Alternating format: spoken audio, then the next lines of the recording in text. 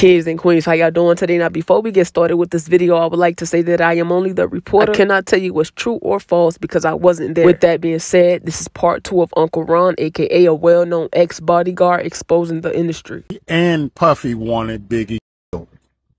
Bottom line. You don't have to believe me. Believe the facts. Here's a man that wanted to leave Bad Boy. He wanted to do his own thing. He mentioned several times how he was tired of being used and abused, that he was bigger than Bad Boy itself.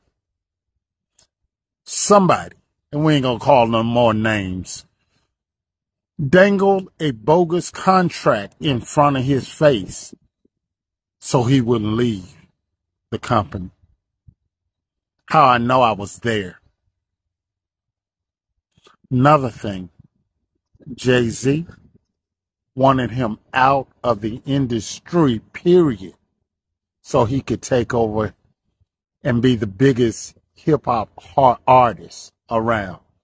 And I wonder who's the biggest hip-hop artist today. It's all business, folks. And unfortunately, you as a fan, most of you won't understand. But it was all about the business. And the two billionaires have done what they seeded to do. I was offered $30,000 to perform a hit on Biggie Smalls. Now, as said, this is part 2 of ex-bodyguard exposing Beyonce, Jay-Z, Diddy, and other celebrities. In part 1, Uncle Ron accused Jay-Z of having Beyonce on drugs constantly. He also accused Beyonce of ruining Carrie Hilson's career due to jealousy. He spoke on Jay-Z and Beyonce as if they were evil disponents. He went on to say that he has video evidence and he dares Jay and Beyonce to dare him to post the evidence. March 1st of 1997, I was approached by Diddy to perform a hit on one of his artists. Finding out that he wanted all the rights to all his catalogs.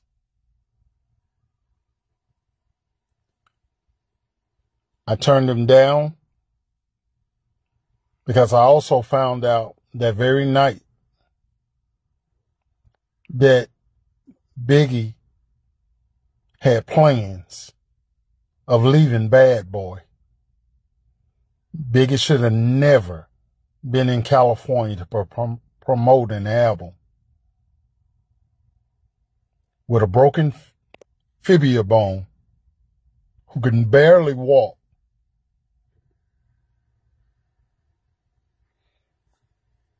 to go to another studio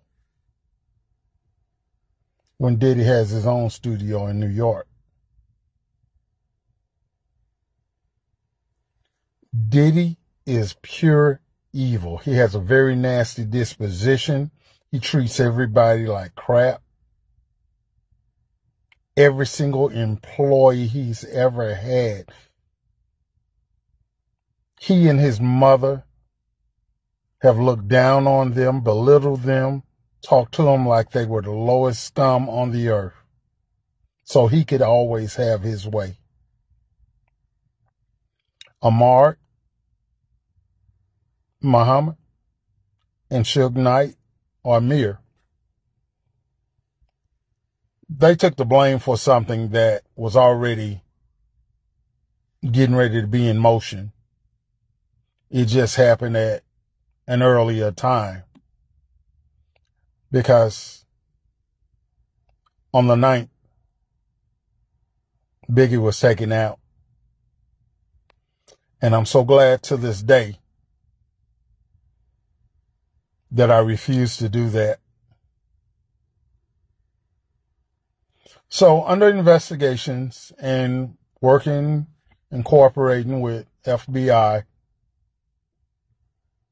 my story is being told. There's so much more